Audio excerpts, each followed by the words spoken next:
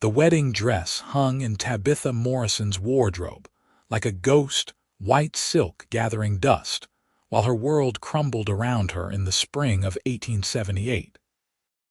She stood in the doorway of her small house on the outskirts of Santa Rosa, California, watching Robert drive away in his buggy with that girl beside him, 19 years old with golden ringlets and a smile that cut deeper than any knife. Tabitha was 38, and according to Robert's parting words, she had become too old, too set in her ways, too much of everything he no longer wanted. The door closed with a soft click that seemed to echo through the empty rooms. She had built this life carefully, brick by brick, saving every penny from her seamstress work to buy this modest home, to create something stable after years of uncertainty. Her parents had died in a wagon accident when she was 20, leaving her alone in a world that did not favor unmarried women.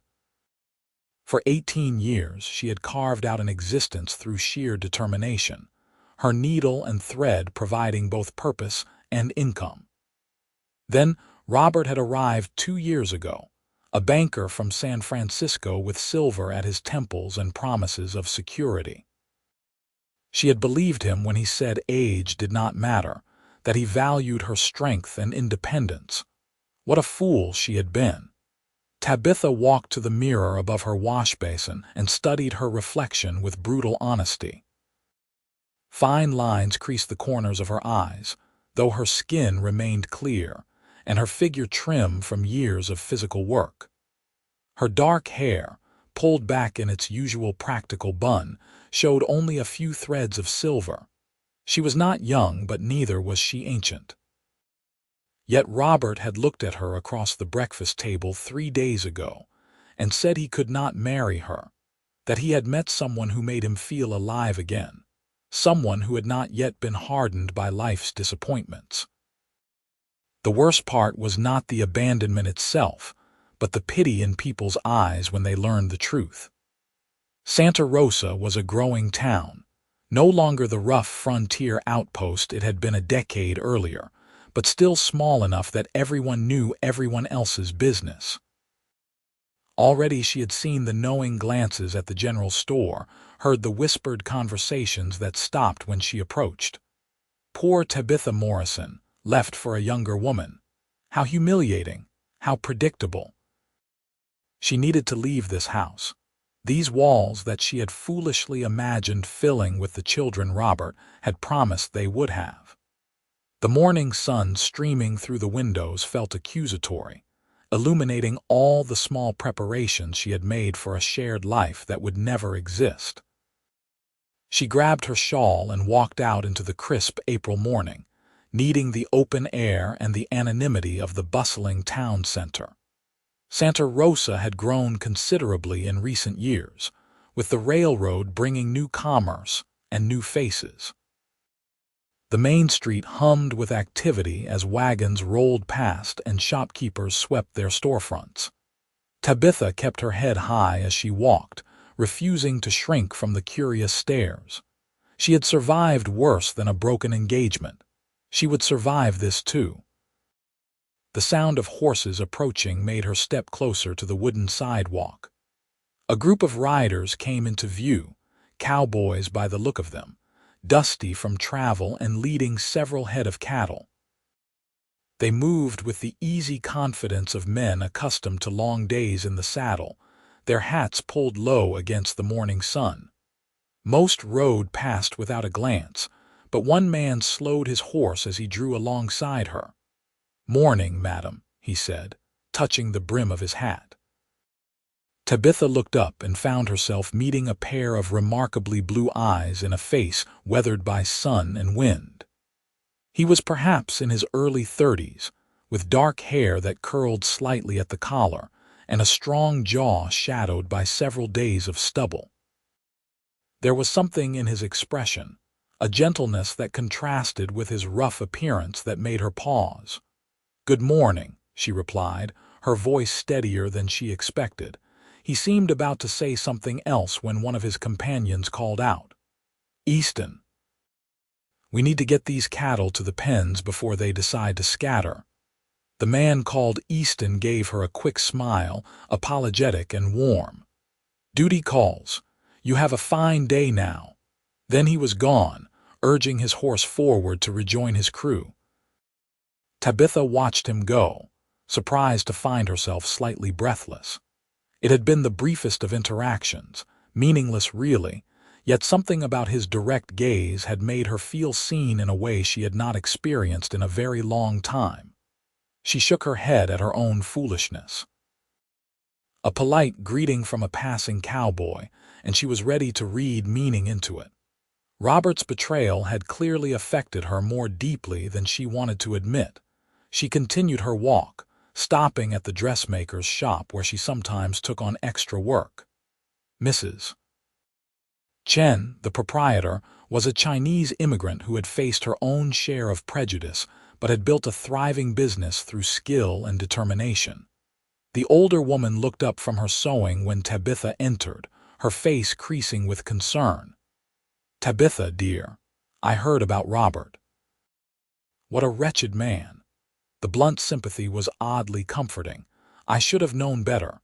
A man that age, never married, always a reason." "The reason being he is selfish and vain," Mrs. Chen said firmly. "You are well rid of him, but I know it hurts nonetheless." "It does," Tabitha admitted, sinking into the chair across from her friend. "Not so much losing him as facing everyone's pity. I feel like such a cliché, the aging spinster cast aside for a fresh young thing." "You are neither aging nor a spinster," Mrs. Chen said sharply. "You are a woman in her prime who had the misfortune to waste time on an unworthy man. There is a difference." Tabitha managed a weak smile. "Thank you for that. I came to see if you had any work. I need to stay busy, keep my hands occupied and my mind from dwelling." Mrs. Chen studied her for a long moment. "I have something better than work. My cousin in Sacramento needs help with a large order, wedding dresses for a society family. She is offering good money, and it would be 3 weeks away from Santa Rosa. A chance to breathe different air, see different faces." The suggestion took Tabitha by surprise. Leave Santa Rosa, even temporarily. Yet the idea held immediate appeal. To wake up somewhere Robert had never been, where no one knew her story, sounded like a small slice of freedom.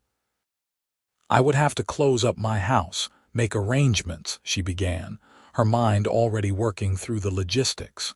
"Which you can do in a day. The stage leaves tomorrow afternoon. Think about it, Tabitha. Sometimes the best medicine for heartbreak is a change of scenery."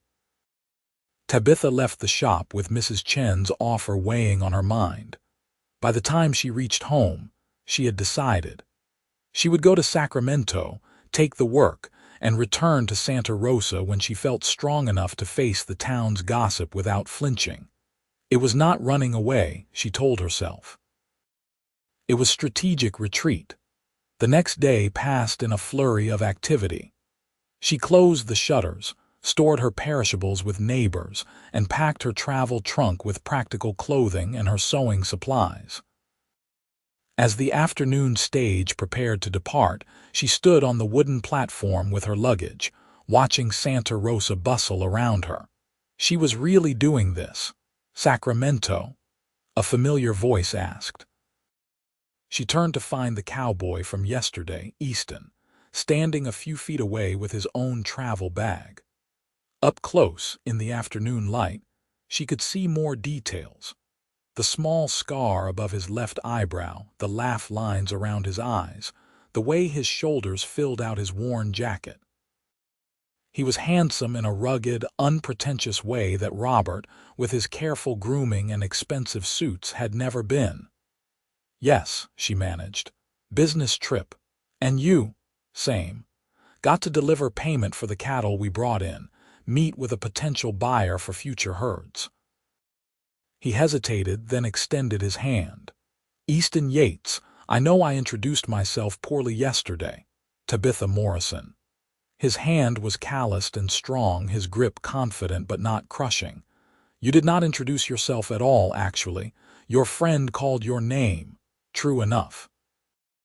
I was distracted by a pretty woman and forgot my manners. He said it so matter-of-factly that it took her a moment to realize he was complimenting her. Heat rose in her cheeks. You are bold, Mr. Yates. I am honest, Miss Morrison. Or is it Mrs.? Miss, she said, then immediately regretted the quaver in her voice. She would not think about the Mrs. she had almost become. If Easton noticed her reaction, he had the grace not to comment. Instead, he gestured to the stage, which the driver was now loading with luggage. Looks like we will be traveling companions. I promise to be quiet if you prefer, or conversational if you are inclined. Long rides can go either way. The stage ride to Sacramento would take most of 2 days, with an overnight stop at a coaching inn.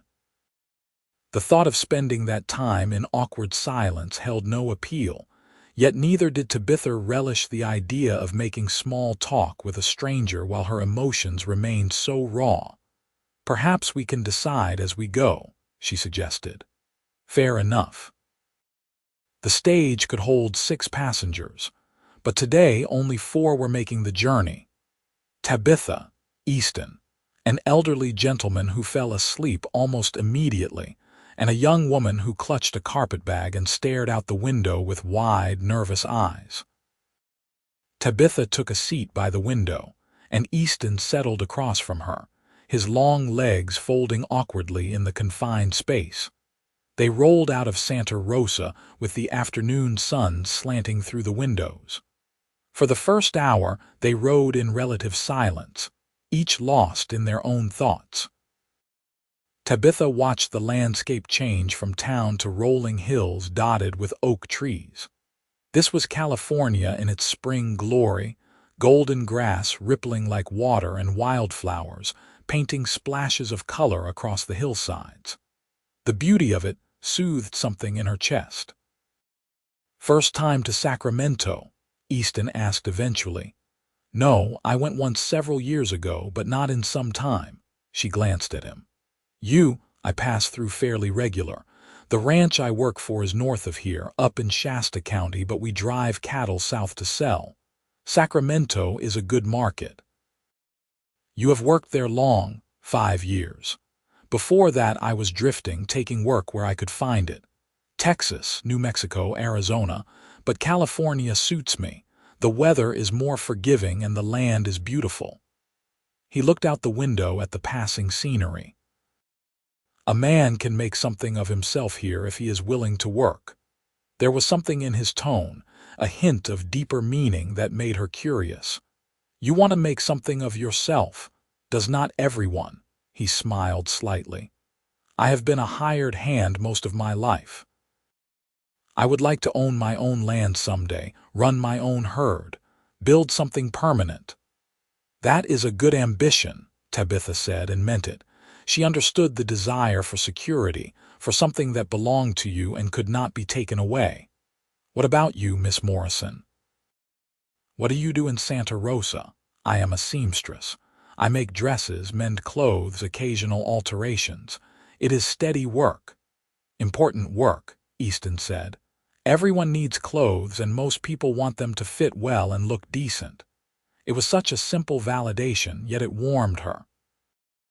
Robert had always made her work sound quaint, almost cute, as though her skill with a needle was a charming hobby rather than a legitimate profession. It pays the bills, she said carefully. It is more than that, though, is it not? Creating something beautiful, making people feel good about how they look, that matters. Tabitha found herself studying him with new interest. You are not what I expected from a cowboy, Mr. Yates. What did you expect? Someone less observant, less thoughtful, perhaps. He laughed, a rich, warm sound. Most cowboys I know are plenty thoughtful. We spend long days with nothing but cattle and sky. A man has time to think out there. Too much time, some would say. What do you think about? The question came out before she could stop it, too personal for a conversation with a stranger. But Easton did not seem put off. He considered her question seriously. The future, mostly. Where I want to be in 5 years, 10 years. What kind of life I want to build. Whether I will find someone to share it with. His blue eyes met hers steadily. The usual things people think about when they are alone. The moment stretched between them, charged with something Tabitha could not quite name. She was suddenly very aware of him, of the way his presence filled the small space, of the genuine interest in his gaze. The stage hit a rut and jolted them roughly, breaking the spell. The young woman across from them gasped and clutched her carpetbag tighter. Easton leaned forward. "You all right, miss?" "Yes, thank you. I just do not like riding in stages much, all the bouncing. First time traveling alone." Easton's voice was kind, the same gentle tone he had used when greeting Tabitha in town. "Yes. I am going to Sacramento to work as a governess for a family there." "I am quite nervous about it." "You will do fine," Easton assured her. "Sacramento is a good town, lot of decent folks, and being nervous just means you care about doing well." The girl smiled, visibly relaxing. Tabitha watched the exchange with interest. Easton had a way of putting people at ease, of making them feel heard and valued. It was a rare quality. The afternoon wore on, the landscape gradually changing as they traveled. They made a brief stop at a way station to change horses, and Easton helped both women down from the stage with courteous efficiency. Tabitha stretched her legs, grateful for the chance to move after hours of jostling. "Can I get you something to drink?" Easton asked. "They usually have water or weak coffee." "Water would be lovely, thank you." He returned with 2 tin cups, and they stood in the shade of the station building while the driver and hostlers saw to the horses. The spring air was warm but not unpleasant, carrying the scent of grass and dust. "So what is the business that takes you to Sacramento?" Easton asked. "Or is that too forward of me?" "No, it is fine. A colleague needs help with a large order, wedding dresses for a society family."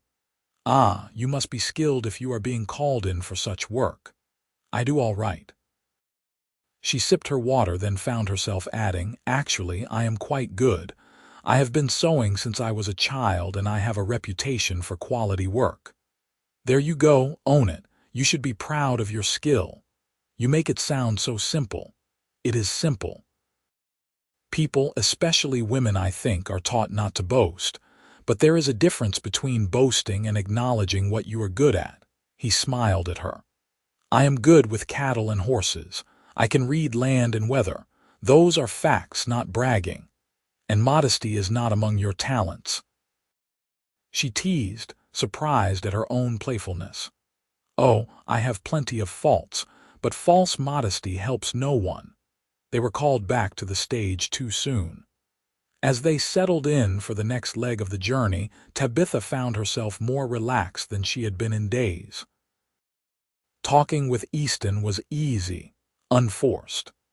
He asked questions but did not pry, shared information about himself without dominating the conversation. It was, she realized, the first time in a very long while that she had spoken with a man who seemed genuinely interested in her thoughts, rather than just waiting for his turn to talk. Robert had never been a good listener. Their conversations had always circled back to him, his work, his concerns, his observations. She had told herself it was simply that he had an active mind, that he was passionate about his interests. Now she wondered if it had just been selfishness. As the sun began to set, painting the sky in shades of orange and pink, the stage pulled into a coaching inn for the night. The building was sturdy and well-maintained, with a stable for the horses and a main room that served as dining hall and common area. The innkeeper, a stout woman with a no-nonsense manner, showed Tabitha and the young governess to a small room with 2 narrow beds while the men would share quarters on the other side of the building. Dinner was served at a long communal table, beef stew with potatoes and carrots, fresh bread, and dried apple pie for dessert. Easton sat across from Tabitha again, and they continued their conversation between bites. "How long have you been in California?" she asked. "About 6 years total. Like I said, I was drifting before that, came out after the war." "You fought?" The question was quiet, respectful. The war between the states had ended 13 years ago, but its scars still marked many men. "I did. For the Union. I was young, barely 17 when I enlisted. Thought it would be an adventure." His expression darkened briefly. "I learned different quick enough. I am sorry, that must have been terrible." "It was. But it also taught me things. About what matters, about not wasting time on things that do not. When you have seen men die, you learn to appreciate being alive." He looked at her directly. "You learn to go after what you want because tomorrow is never guaranteed." The weight of his words settled over the table. Tabitha wondered what he wanted, what he was going after. She wondered if he was as aware of the attraction building between them as she was. After dinner, guests gathered in the common room. Someone produced a fiddle and began to play, lively tunes that had feet tapping. Easton appeared at Tabitha's elbow as she stood near the fire. "Would you like to take some air? It is a nice evening." She should say no. It would be more proper to retire to her room, to maintain distance from this man she barely knew. But propriety had gotten her nowhere with Robert, and she was tired of always doing what was expected. "Yes, I would." They stepped out into the cool evening. The sky was deepening to indigo, stars beginning to emerge like scattered diamonds. The sound of the fiddle drifted through the open windows, cheerful and distant. They walked slowly along the path that circled the inn, not touching but close enough that Tabitha was constantly aware of his presence beside her. "This is nice," she said softly. "Peaceful." "It is, though I imagine peace is not what you are feeling much these days." The observation startled her. "What do you mean?" Easton stopped walking and turned to face her. In the dim light from the inn's windows, his expression was serious. "I have seen that look before, Miss Morrison. The look of someone nursing a fresh wound and trying to hide it. I do not mean to pry, but I wanted you to know I see it, and I am sorry for whatever hurt you." Tears sprang to her eyes without warning. She blinked them back fiercely, horrified at this display of weakness in front of a near stranger. But Easton did not look uncomfortable or judgmental. He simply waited, patient and calm. "My fiancé left me," she heard herself say, 3 days ago, for a woman half my age. Then he is a fool." The words were so flat, so certain, that she almost laughed. "You do not know that. You know nothing about me. I know you are intelligent, skilled at your work, kind to nervous young travelers, and brave enough to leave town rather than hide from gossip. I know you have a lovely smile even when you are hurting, and eyes that see more than most people." He took a small step closer. "And I know that any man who would leave you for someone younger is an idiot who does not understand what he is losing." "I am 38 years old," Tabitha said, as though this explained everything. "So, I am 32. Your former fiancé, I am guessing he was older than you, 45. And the girl he left you for, 19. 26 years difference," Easton said quietly. "But that was acceptable to everyone, I imagine. No one called him foolish for courting someone so much younger, yet they pity you for being left, as though your age is some kind of failing." It was exactly what she had been thinking, the unfairness that had been eating at her. Hearing him articulate it so clearly loosened something in her chest.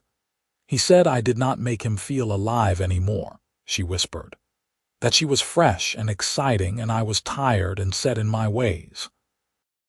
You know what I think?" Easton's voice was gentle but firm.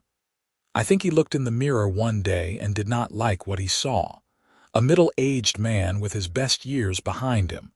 So he grabbed onto someone young, hoping her youth would rub off on him somehow.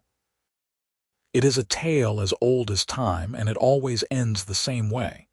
He will realize soon enough that youth fades and the only thing that matters is the person underneath. But by then, it will be too late. You cannot know that, maybe not. But I do know this. He did not deserve your prime, Miss Morrison. He did not deserve the years you gave him or the future you planned together. And someday, probably sooner than he thinks, he will understand what he threw away. The tears came then, quiet and unstoppable. Tabitha turned away, mortified, but Easton gently caught her hand. It is all right to cry. Heartbreak is not something you can just brush off. I barely know you, she managed. This is so inappropriate. Maybe, but sometimes strangers are easier to talk to than friends. No history, no expectations. His thumb brushed across her knuckles, a simple gesture of comfort. And I do not think we feel like strangers anymore, do we? He was right. Somehow, in the space of one day, Easton Yates had become someone she trusted, someone whose opinion mattered. It made no logical sense, yet she could not deny the truth of it. No, she admitted. We do not.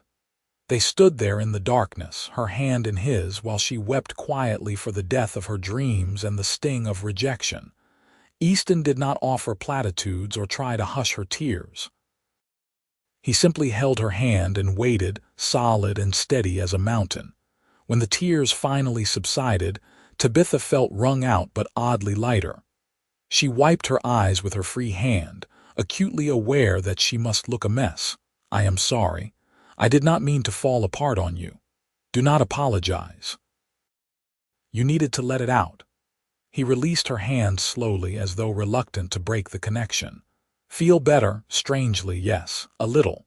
She managed a watery smile. You must think I am ridiculous. I think you are human, and I think you are stronger than you give yourself credit for. He offered his arm. Come on, let us get you inside before you catch a chill.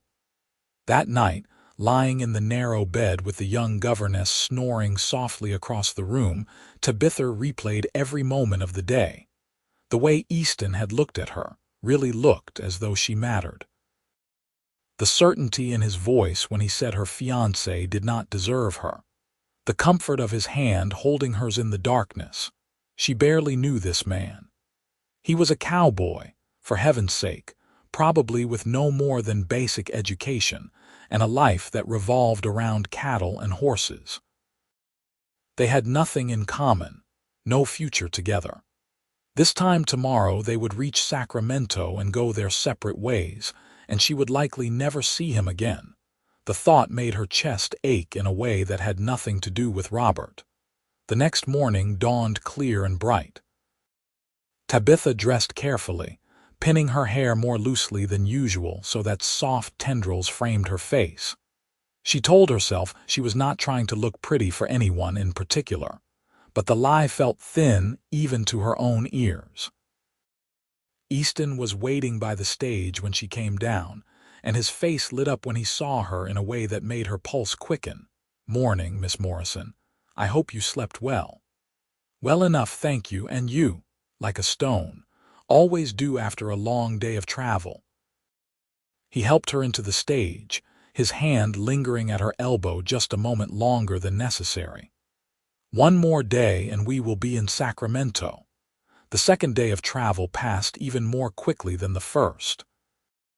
They talked about everything and nothing. His childhood on a small farm in Ohio, her memories of her parents before they died, his experiences out west, her dreams of one day having her own dress shop. The conversation flowed like water, easy and natural.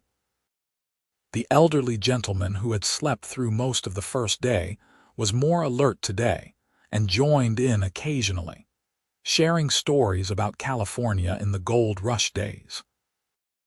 The young governess listened wide-eyed, and Easton drew her into the conversation with gentle questions that built her confidence. Tabitha watched him work his quiet magic and felt something shift in her chest. This was a good man. A truly good man with a kind heart and no artifice. Why had she ever thought education and position mattered more than character? They stopped for a midday meal at another way station, and Easton once again made sure Tabitha was settled with food and drink before seeing to his own needs. It was such a small thing, yet so different from Robert, who had always served himself first. "You are thoughtful," she told him as they sat on a bench in the shade. "Do you even realize it? How you always make sure everyone else is taken care of." He looked genuinely surprised. "That is just common courtesy. It is more than that. It is consideration. Not everyone has it. Your fiancé did not, I take it." "No, though I did not see it clearly until recently." She took a bite of bread and cheese. He always had an excuse for why his needs came first. Important meeting, stressful day, complicated business. I told myself he was under a lot of pressure, that it was my job to be understanding. "It is both people's job to be understanding in a relationship," Easton said firmly. "Partnership means you carry the weight together, not that one person does all the carrying while the other walks free." "Is that what you want? A partner?" "Absolutely. I have no interest in someone who needs constant taking care of or someone who wants to do all the taking care of. I want an equal, someone with her own strength who chooses to share the load with me." He looked at her intently. "Someone who has lived enough to know her own mind." The implication hung in the air between them. Tabitha's mouth went dry. "That is a rare attitude." "Maybe. But it is how I was raised. My parents were true partners. My mother ran the farm as much as my father did, made all the big decisions with him. I saw what real partnership looked like, and I will not settle for less." "They sound wonderful." They were. Both gone now. Fever took them the year before the war, but they taught me well before they left. Sorrow flickered across his face, and Tabitha acted on instinct. She reached over and squeezed his hand briefly. "I am sorry. Losing parents is hard at any age." "It is. But I was lucky to have them as long as I did." He returned the pressure of her fingers before releasing her hand. "We should probably get back to the stage." The afternoon stretched long and warm. The landscape gradually changed as they approached Sacramento, more cultivated now with farms and orchards. They were entering the heart of California's agricultural region, where the rich soil and mild climate produced abundant crops. As the stage rolled through the outskirts of Sacramento, Tabitha felt an unexpected pang of sadness. This journey that had seemed like an escape was ending, and with it her time with Easton. Tomorrow he would go about his business, and she would start work on the wedding dresses, and their paths would diverge. The stage depot in Sacramento was busy with arrivals and departures. Easton helped her down, and they stood among the bustle of travelers and luggage, suddenly awkward. "Where are you staying?" he asked. "I have a room arranged at a boarding house on 5th Street. And you?" "The Miller Hotel over on J Street, close to the cattle buyer's office." He hesitated. "Miss Morrison, Tabitha, if I may use your given name." "Yes, please do." "Would you allow me to call on you tomorrow evening? Perhaps we could have dinner together before I head back north." Her heart leaped. "I would like that very much." His face broke into a wide smile. "Good. That is very good. Shall I come by the boarding house around 6?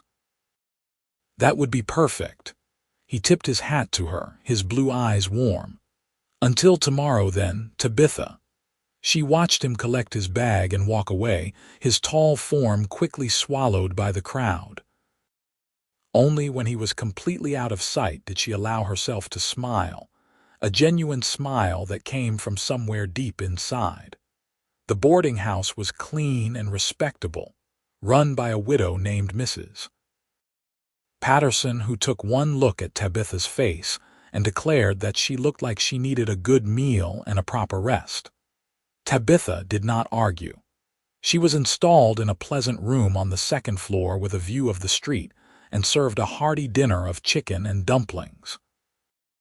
That night, she lay in bed thinking not of Robert and his betrayal, but of Easton and his kindness, of the way his eyes crinkled when he smiled, the solid strength in his hands, the genuine interest in his questions. She thought about what he had said, that her former fiancé had not deserved her prime, and for the first time she allowed herself to believe it might be true. She was not too old. She was not used up or undesirable. She was a woman in her prime, as Mrs. Chen had said, with skills and strength and so much still to offer. Robert had been a fool, but his foolishness was not her failing. The next day she met with Mrs. Chen's cousin, a bustling woman named Miss Lin who ran a thriving dressmaking business from a large shop downtown.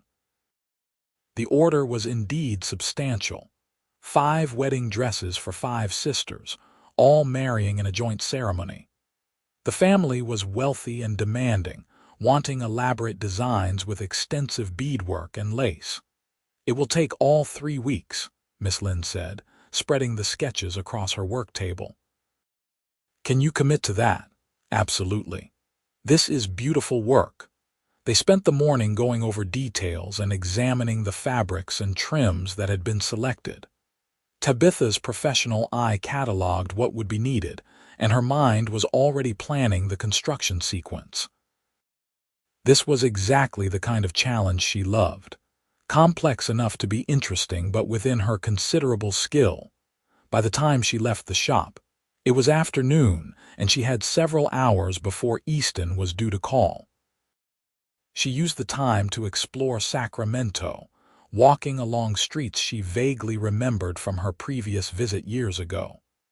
The city had grown, new buildings rising alongside older structures. There was energy here, a sense of possibility that Santa Rosa lacked. She bought a new ribbon for her hat from a street vendor and allowed herself to feel a flutter of anticipation. Tonight she would see Easton again. Tonight she would put on her best dress, not the wedding gown she had been planning to wear, but the deep blue silk she had made for herself last winter. Tonight she would let herself enjoy the company of a man who saw her as she was and did not find her wanting. At precisely 6 o'clock, Easton knocked on the boarding house door.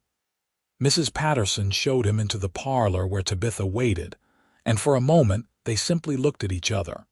He had clearly made an effort, wearing clean trousers and a pressed shirt, his hair still damp from a recent wash. He looked more polished than he had on the trail, but no less attractive. "You look beautiful," he said simply. "Thank you. You look very handsome yourself." They walked to a restaurant he knew, a quiet place with good food and a reputation for discretion. Over roasted duck and potatoes, they picked up their conversation where they had left off the day before, talking and laughing as though they had known each other for years rather than days. "How was your business today?" Tabitha asked. "Productive." "The buyer agreed to take our entire fall drive at a good price. My boss will be pleased." He cut a piece of duck. "And yours?" "Wonderful. The project is even more complex than I expected, but I love a challenge. I will be busy every day for the next 3 weeks. 3 weeks in Sacramento." He looked at her thoughtfully. "I have to head back north tomorrow, but I could come back down in a few days. There are always things that need doing in the city, supplies to arrange, connections to make. I could probably find reasons to visit several times before you are done." Her pulse quickened. "You would do that?" "I would like to keep seeing you, Tabitha, if you are amenable to that." "I am very amenable to that." His smile was bright enough to light the room. "Then I will be back by the end of the week, and perhaps you would do me the honor of attending the theater with me. I saw there is a new show at the Eagle." "I would love that." They talked until the restaurant began to empty and the servers started giving them pointed looks. Finally, reluctantly, Easton walked her back to the boarding house. At the door, he took her hand and raised it to his lips, a gesture that should have seemed old-fashioned but instead felt romantic. "Thank you for tonight," he said, "for your company and your conversation. Thank you for asking me and for being so kind." "It is not kindness, Tabitha. It is desire. I want to spend time with you. I want to know everything about you."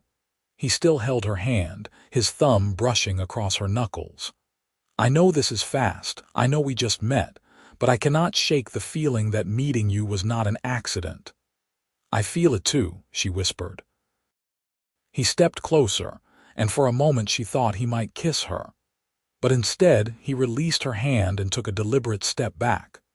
"I should let you get some rest, but I will be thinking of you until I see you again." She went to bed with her lips still tingling from where he had kissed her hand, her mind spinning with possibilities. This could not be real, this instant connection. Yet it felt more real than anything she had experienced with Robert. With Robert, she had slowly talked herself into love, convincing herself that respect and compatibility were enough. With Easton, there was no talking necessary. The attraction was simply there, undeniable and electric. The next few days passed in a blur of work. Tabitha bent over her sewing from dawn until dusk, her fingers flying as she constructed the elaborate gowns. Miss Lynn was impressed by her speed and skill, and the other seamstresses in the shop accepted her readily. It was satisfying work, the kind that absorbed her completely. But in the quiet moments when she paused to rest her eyes or stretch her shoulders, her thoughts turned inevitably to Easton. She wondered what he was doing, whether he was thinking of her, when exactly he would return. On the fourth day after he left, he walked into the dress shop just as Tabitha was finishing for the evening. Her heart leaped at the sight of him, dusty from travel but grinning widely. "I hope I am not intruding," he said, holding his hat in his hands. "Not at all." She was suddenly very aware of her work-worn appearance, the threads clinging to her skirt and the strain in her eyes. "I did not expect you quite so soon." "I finished my obligations early, rode hard to get back." He looked at her intently. "I missed you." The simple honesty of it made her breath catch. "I missed you too." Miss Lynn, who had been watching this exchange with undisguised interest, cleared her throat. "Tabitha, why do you not leave early today? You have been working so hard, you deserve an evening off." They walked through Sacramento's streets as the sun set, painting everything in shades of gold and rose. Easton told her about his week at the ranch, the new calves that had been born, the fence that needed mending, the ordinary details of his life. Tabitha shared stories about the wedding dresses, the demanding clients, the intricate beadwork that was slowly taking shape. It was comfortable, companionable, and underneath it all hummed that constant awareness of each other. When his hand brushed hers as they walked, she did not pull away. After a moment, he laced his fingers through hers, and they continued walking hand in hand. They had dinner at a small cafe, nothing fancy, but the food was good and the atmosphere intimate. Across the table, Easton reached for her hand again. "I need to tell you something," he said. "I have not been completely forthcoming about my situation." Her stomach clenched. Here it came, the revelation that would ruin everything. He was married. He had a dozen children. He was wanted by the law. "I am not just a hired hand," he continued. "I mean, I am. But I have also been saving every penny I can for the past 5 years. I have almost enough now to buy a small piece of land, start my own herd. It is not much, just 100 acres up near the ranch where I currently work, but the land is good and there is water. I could make something of it, given time." Relief flooded through her. "That is wonderful, Easton. Why would you hesitate to tell me that?" "Because I did not want you to think I was boasting or trying to impress you with prospects I do not really have yet. The land is not mine, the herd does not exist. It is all just plans and hopes right now." Everyone starts with plans and hopes. The fact that you are working towards something specific shows character and determination. She squeezed his hand. I think it is admirable. I want you to know what you would be getting into if we continue down this path. I am not a wealthy man. I probably never will be, but I work hard and I am honest, and I would spend every day trying to make you happy. The words hung between them, heavy with implication. They had known each other less than a week. This was madness, yet Tabitha could not deny what her heart was telling her. I am not wealthy either, she said quietly. I have my house in Santa Rosa and my skills, and that is about it, but I do not need wealth, Easton. I have learned that security means nothing if you are with the wrong person. And do you think I might be the right person? I think you might be. It terrifies me how much I think that. He stood and came around the table, pulling her gently to her feet. They stood close, his hands holding hers in the middle of the small cafe with other diners around them. I am terrified too, he admitted. I have never felt like this before, not this fast, not this sure. But Tabitha, I look at you and I see everything I have been searching for. Strength and beauty and intelligence and kindness. I see a partner, an equal, someone I could spend my life with and never grow bored. We barely know each other. I know. And I am not suggesting we rush into anything foolish, but I am suggesting we be honest about what this is. This is not a casual acquaintance. This is the beginning of something real. Tabitha's eyes burned with unshed tears, but they were not tears of sadness. Yes, she whispered. It is. He leaned down slowly, giving her time to pull away if she wanted. She did not want to. When his lips met hers, gentle and warm, it felt like coming home. The kiss was sweet and unhurried, a promise rather than a demand. When they finally pulled apart, Tabitha was trembling. I should get you back, Easton said, his voice rough, before I forget to be a gentleman. Over the next 2 weeks, Easton visited Sacramento 4 more times. They fell into a pattern. He would arrive dusty and tired, she would finish her work, and they would spend the evening together. Sometimes they went to dinner or the theater. Other times they simply walked along the river, talking until the stars came out. With each visit, Tabitha fell deeper. She learned that Easton sang when he thought no one was listening, that he had a gift for gentling nervous horses, that he read whenever he could get his hands on books.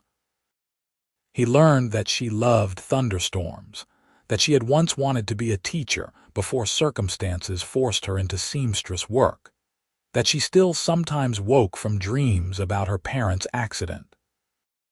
They shared first kisses and lingering touches, building slowly towards something that felt both inevitable and precious. Easton never pushed, never demanded more than she was ready to give. He courted her with old-fashioned dedication, bringing her wildflowers from the hills and listening to her thoughts as though they were pearls of wisdom. On his 4th visit, he brought a small package wrapped in brown paper. "Open it," he urged. Inside was a book, well worn but in good condition. "Poetry," she said, turning the pages carefully. "Easton, this is lovely. I saw it at a shop and thought of you. The merchant said it was a popular collection, Longfellow and Whitman and others." She looked up at him with wonder. "You bought me poetry. You mentioned once that you enjoyed it but rarely had time to read. I thought maybe now that you are away from your regular responsibilities, you might make the time." It was such a thoughtful gift, so personal and perfectly chosen. Tabitha set the book aside and kissed him, pouring all her gratitude and growing love into it. When they broke apart, both were breathing hard. "Tabitha," he began, but she shook her head. "Not yet. Ask me when the work is done, when we are both back to our real lives. If you still feel this way, then, if I still feel this way, then we will talk about the future." It was the rational thing to do, the sensible approach. But 3 days later, as she was putting the finishing touches on the last wedding dress, Tabitha knew the waiting was unnecessary. Her feelings for Easton were not going to change with time or distance. She loved him wholly and completely in a way she had never loved Robert. Miss Lynn admired the completed dresses, praising Tabitha's work. "You have exceeded expectations. The family will be delighted." "Thank you. It has been a pleasure working on them." "You should consider staying in Sacramento," Miss Lynn said thoughtfully. "I could use someone with your skills permanently. The pay would be good and the work steady." It was a generous offer, exactly the kind of opportunity Tabitha might have dreamed about a month ago. But now her thoughts turned immediately to Santa Rosa, to her little house and her established clientele, and to how close it was to Shasta County where Easton worked. "That is very kind, but I have commitments back home. Think about it anyway. The offer stands if you change your mind." Easton arrived that evening as planned, and they walked to their favorite cafe. Over dinner, Tabitha told him about Miss Lynn's offer. "What did you say?" he asked, his expression carefully neutral. "I said no. My life is in Santa Rosa. It could be anywhere, though. You are skilled enough to work anywhere you want. True. But I have built something in Santa Rosa, and it is close to where you are." He set down his fork and looked at her intently. "Is it too soon to tell you I love you?" Her breath caught. "We have known each other 3 weeks. I know, and if it is too soon, I will wait. But Tabitha, I have to tell you what I am feeling. I love you. I think I started loving you on that stage ride, when you were brave enough to show me your pain. I love your strength and your skill and the way you see the world. I love how you make me laugh and how you challenge me to be better. I love everything about you." Tears streamed down her face, but she was smiling. "It is not too soon. I love you too, Easton. I did not think I could feel this way, not after Robert, but this is different. This is real." He came around the table and pulled her into his arms right there in the cafe, and she did not care who saw them. When he kissed her, it felt like a vow. "Marry me," he said against her lips. "I know it is fast and probably crazy, but marry me anyway. We will figure everything else out together." "Yes," she said without hesitation. "Yes, I will marry you." They left Sacramento 2 days later, riding the stage back to Santa Rosa together. This time they sat side by side, Tabitha's hand clasped in Easton's, making quiet plans for their future. "I need to give notice at the ranch," Easton said. "Work through the next cattle drive. That will give me enough to complete the purchase of the land. By fall we could be settled on our own place. I can keep working until then, save as much as possible. Every bit will help with building supplies and stock. You will not have to work if you do not want to. I can provide for us. I know you can, but I want to work. I enjoy it, and we will build our future faster with both of us contributing." He smiled and kissed her temple. "Partners." "Partners," she agreed. They arrived in Santa Rosa in late afternoon. The town looked unchanged, but Tabitha felt transformed. She was returning not as the pitiable woman who had been cast aside, but as someone loved and valued with a real future ahead of her. Word of her engagement spread quickly, as news always did in small towns. There was surprise, certainly, and probably some gossip about the speed of it all. But Tabitha found she did not care. Let people talk. She knew what she had found with Easton was real. Mrs. Chen was one of the first to visit, looking Tabitha up and down with shrewd eyes before nodding approvingly. "He is good. He is wonderful. Then I am happy for you. You deserve wonderful." Easton had to leave for the ranch 2 days later, but he promised to return in 2 weeks. "The next drive is not until June. I have time to court you properly now." "I think we are past courting," Tabitha teased. "Maybe, but I want to do this right. I want everyone in Santa Rosa to see how much I value you." He was true to his word. For the next 3 months, He visited Santa Rosa every 2 weeks without fail, staying at the boarding house and spending every free moment with Tabitha. He met her friends, attended church with her, helped her with repairs around her house. He integrated himself into her life with the same steady determination he brought to everything else. In late May, they traveled together to visit the land he was purchasing. It was beautiful, 100 acres of rolling hills with good grass and a creek running through the center. The previous owner had built a small cabin, just 2 rooms, but it was solidly constructed and weatherproof. "We will need to expand eventually," Easton said, his arm around her waist as they surveyed their future home. "Especially if we have children." "You want children?" Tabitha asked. She was 38. Time was running short if she wanted to be a mother. "I do. But only if you do. I will not pressure you. I want them too. I had given up hoping, but now." She turned in his arms. Now everything seems possible. They were married in early September, in a simple ceremony at the church in Santa Rosa. Tabitha wore a dress she had made herself, cream-colored silk with lace at the sleeves. Easton wore his best suit, his hair neatly trimmed and his eyes shining with love. Mrs. Chen attended, along with a handful of Tabitha's friends and several cowboys from Easton's ranch who had ridden down for the occasion. It was small and perfect, exactly what they both wanted.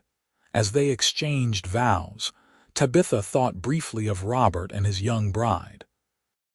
She felt no bitterness, only gratitude that things had worked out as they did. If Robert had not left her, she would never have met Easton. She would never have discovered what real love felt like. They honeymooned on their new land, spending a week fixing up the cabin and making it into a home. Easton built her a table for her sewing, placing it near the window where the light was best. "You do not have to work," he reminded her. "We can manage." "I know. But I want to. Maybe not as much as before, but enough to keep my skills sharp and bring in some extra money." He kissed her forehead. "Whatever makes you happy." Their first year of marriage was hard work, but joyful. Easton bought a small herd of cattle with his savings and began building their ranch. Tabitha took on select projects, sewing for clients in the nearby towns. They worked side by side, building something solid and lasting. In the spring of 1879, Tabitha discovered she was pregnant. The doctor warned her that at her age there were risks, but she refused to live in fear. When their son was born in November, healthy and squalling, Easton wept with joy. "We should name him after your father," Tabitha suggested as she held the tiny bundle. "James," Easton agreed. "James Morrison Yates. Morrison, your family name. He should carry both of us." Baby James was followed 2 years later by a daughter they named Clara, and then surprisingly, when Tabitha was 43, by another son they called Thomas. The doctors called it a miracle. Tabitha called it love made manifest. The ranch grew slowly but steadily. Easton developed a reputation for quality cattle and fair dealing. Tabitha's sewing skills brought in steady supplementary income, and she trained several local girls in the trade, passing on her knowledge. In the evenings when the children were asleep and the work was done, Easton and Tabitha would sit on the porch of their expanded house and watch the sun set over their land. Sometimes they talked, sharing stories of their day. Sometimes they sat in comfortable silence, hands linked. "Do you ever think about what your life would have been like if Robert had not left?" Easton asked one evening. Tabitha considered the question seriously. "Sometimes. I think I would have been comfortable but never truly happy. I would have spent my life trying to be enough for someone who did not value me." "He was a fool," Easton said, echoing his words from that first night outside the inn. "He was, but his foolishness gave me you." She leaned her head on his shoulder. "You were right, you know. He did not deserve my prime, but you do. Every day I wake up grateful that I get to spend my prime with you. Your prime is not over, love. We have years ahead of us yet." He was right about that. They had decades together, raising their children, building their ranch, growing old side by side. Tabitha's hair turned silver and lines deepened around her eyes, but Easton still looked at her as though she was the most beautiful woman in the world. James grew tall and serious, with his father's way with horses. Clara was spirited and bright, showing an early talent for sewing that delighted her mother. Thomas was the comedian of the family, always ready with a joke or silly face to make everyone laugh. Mrs. Chen remained a close friend, visiting several times a year and spoiling the children terribly. Miss Lin's business in Sacramento thrived, and she occasionally sent complex projects to Tabitha, valuing her skill and attention to detail. News reached them occasionally of Robert and his young bride. They had moved to San Francisco, where apparently the marriage had soured quickly. The girl, it turned out, had been more interested in Robert's money than his person, and Robert had discovered that youth without depth made for tedious companionship. Tabitha felt only distant pity when she heard these stories. That life seemed like it had happened to someone else entirely. In 1895, when Tabitha was 55 and Easton 49, they traveled to the California coast for their 16th anniversary. Their children were nearly grown, the ranch was prosperous, and they had earned a few weeks of leisure. They stayed at a small hotel in Monterey, walking on the beach and watching the waves. "I have been thinking about writing down our story," Tabitha said as they walked hand in hand along the sand. "For the children, so they know how their parents met. What would you say?" That sometimes the worst thing that happens to you is actually the best thing. That when one door closes, another opens. That love can find you when you least expect it and change everything. All true. Easton stopped and turned her to face him. The setting sun painted everything gold, and his eyes were warm. "But do not forget to mention that real love sees you for who you are, not what you can do for them. That the right person will value your prime, not try to recapture their own lost youth through you. You saw me when I was broken." "No, I saw you when you were hurting. There is a difference. You were never broken, Tabitha, just bent by circumstances. All you needed was someone who could see your strength." She reached up and cupped his weathered face in her hands. "Thank you for seeing me. Thank you for loving me. Thank you for taking a chance on a dusty cowboy with big dreams and empty pockets. Best decision I ever made." They kissed there on the beach with the waves rolling in and the sun sinking into the Pacific. 16 years after that fateful stage ride, their love had only deepened. They had built a life together, faced hardships and celebrated joys, and through it all remained true partners. As they walked back to the hotel, Tabitha thought about the girl she had been at 38, heartbroken and doubting her worth. If she could speak to that woman now, she would tell her that the best was yet to come. That 40 and 50 and beyond could be the richest years of life, full of love and purpose and joy. Robert had been right about one thing, though he had not meant it as he said it. Tabitha had been tired and set in her ways, but not because she was old, because she had been settling, making herself small to fit into someone else's vision of what she should be. With Easton, she had bloomed into her full self, confident and capable and loved exactly as she was. The years continued to roll by, marked by the changing seasons and the milestones of their growing family. James married a girl from a neighboring ranch and gave them 3 grandchildren.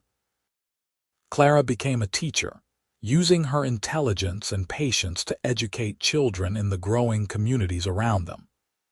Thomas surprised everyone by showing a gift for music and eventually joining a traveling show, though he always came home for Christmas. Tabitha and Easton grew old together with grace and gratitude. Their bodies aged and their steps slowed, but their love remained constant. On their 30th anniversary, their children and grandchildren gathered at the ranch for a celebration. "Tell us how you met," the grandchildren begged, as they always did.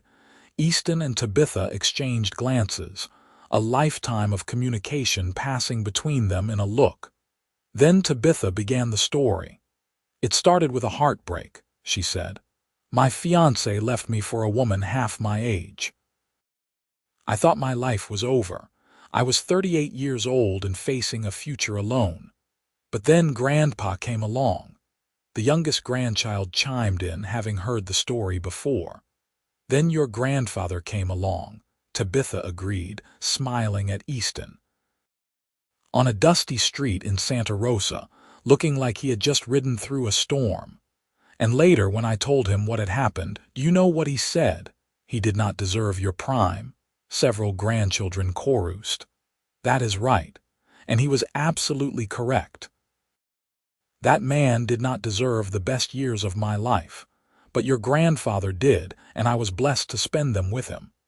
Easton reached for her hand, his grip still strong despite his 70 years. "Best 30 years of my life," he said simply.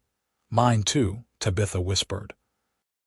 As the sun set on their anniversary celebration, turning the California sky to shades of orange and purple, Tabitha reflected on the strange journey that had brought her to this moment. If someone had told her that spring day in 1878, standing in her doorway watching Robert drive away, that she would find a love deeper and truer than anything she had imagined, she would not have believed them. If they had told her she would have 3 children, a thriving ranch, and decades of happiness, she would have thought it impossible. But life had surprised her in the best possible way. The heartbreak that had seemed like an ending had been a beginning. The rejection that had felt like failure had been freedom. And the cowboy who had offered her simple kindness had given her everything she had ever wanted. She thought often of that night outside the inn, when she had cried in the darkness and Easton had held her hand and told her the truth she needed to hear. "He did not deserve your prime." Those words had been a gift, releasing her from the belief that being left meant being lesser. Now, surrounded by the family she and Easton had built together, Tabitha understood that her prime had not been behind her at 38. It had been just beginning. Every year with Easton had been part of her prime, every moment of joy and struggle and growth. She had bloomed late but beautifully, and she would not change a single moment of it. As the party wound down and their guests began to depart, Tabitha and Easton walked through their home, past the photographs documenting their years together, the furniture they had built and bought, the small treasures collected over decades of partnership. Everything told the story of their love. In their bedroom, as they prepared for sleep, Easton pulled her close. "Tired, happy tired. It was a good day. 30 years, he mused, feels like both forever and no time at all. I know what you mean. I can barely remember life before you, yet it seems like yesterday that we met on that stage." "Fate," Easton said decidedly. "Had to be fate that put us together. Maybe, or maybe just luck. Either way, I am grateful." "So am I, love, so am I." They lay in comfortable silence, their breathing gradually synchronizing as sleep approached. Tabitha's last thought before drifting off was one of profound contentment. She had lived a full life, loved and been loved, created and built and nurtured. The girl Robert had left behind had become a woman of substance and joy. He had not deserved her prime. But Easton had cherished every moment of it, and she had cherished his in return. Together they had proven that love could be found at any age, that new beginnings were always possible, and that sometimes the greatest blessings came disguised as heartbreak. In the morning, they woke to another day on their ranch, another day of their shared life. The cattle needed tending, and there were always projects to complete. Their children and grandchildren would visit, bringing noise and laughter to fill the rooms. Life would continue in its beautiful, ordinary way. But for a moment, lying in bed with the morning sun streaming through the window, Tabitha and Easton simply held each other. 30 years had not dimmed the wonder of waking up together. 30 years had only deepened their appreciation for what they had found in each other. "I love you," Tabitha whispered. "I love you too," Easton replied, "today and always." It was a promise they had made and kept for 3 decades, and would continue keeping for all the years they had left.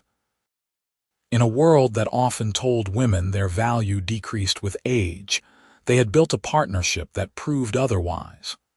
Tabitha's worth had not diminished at 38. It had simply taken the right person to recognize and celebrate it. As they rose to begin their day, moving through the familiar rhythms of morning, Tabitha thought once more of Robert and his young bride. She hoped he had eventually found happiness, though she doubted it. Men who valued youth above character rarely did. But that was his story, not hers. Her story was one of redemption and second chances, of heartbreak transformed into joy. It was a story of a cowboy with kind eyes and steady hands who had seen her worth when she could not see it herself. It was a story that had started with pain, but had become the greatest love story she could have imagined. And best of all, it was not over. They had years yet to write together, years of love and partnership and shared dreams. The best might not be behind them or even in the present. The best might still be ahead, waiting to be discovered. That was the gift Easton had given her, along with his love. The understanding that life did not end at 38 or 48 or 58. That every stage of life held possibility. That prime was not a moment but a journey, and she was still walking it, hand in hand with the man who had always seen her clearly, who had recognized her prime when others called her past it. Tabitha stepped out into another beautiful California morning. The future stretched ahead of them, full of promise and love, and she could not wait to see what came next.